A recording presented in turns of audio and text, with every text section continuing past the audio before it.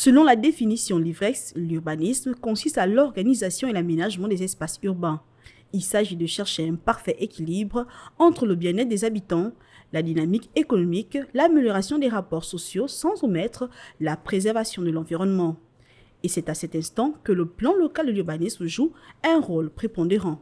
Le plan local de l'urbanisme consiste à faire en sorte qu'il y ait un aménagement de sorte que les constructions ne se fassent pas de manière anarchique.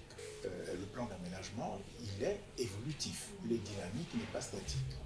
Turiaf Mouekoukou, directeur général adjoint de l'ANU-TTC, revient de ce fait sur la question des zones habitables ou non habitables définies le plus souvent par des codes couleurs.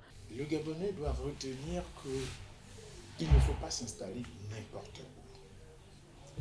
C'est pour cela que lors de la régularisation foncière, il y a cette première étape que l'on appelle l'enquête foncière. Cette enquête consiste à aller s'assurer que le terrain sollicité par le requérant n'est pas dans une zone non habitable. Ces zones, en fonction de leur couleur, permettent de savoir si nous sommes dans la bonne zone ou la mauvaise zone. La zone verte, par exemple, c'est celle qui est habitable.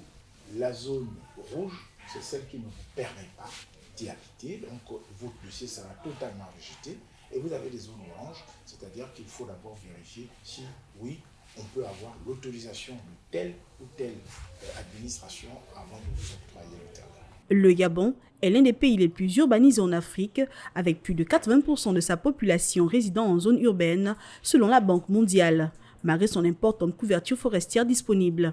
De ce fait, des stratégies ont été mises en place par le gouvernement gabonais en vue d'une urbanisation efficace, à l'instar du projet Un Gabonais, une parcelle ou la construction de Libreville 2 pour désengorger la capitale, Libreville.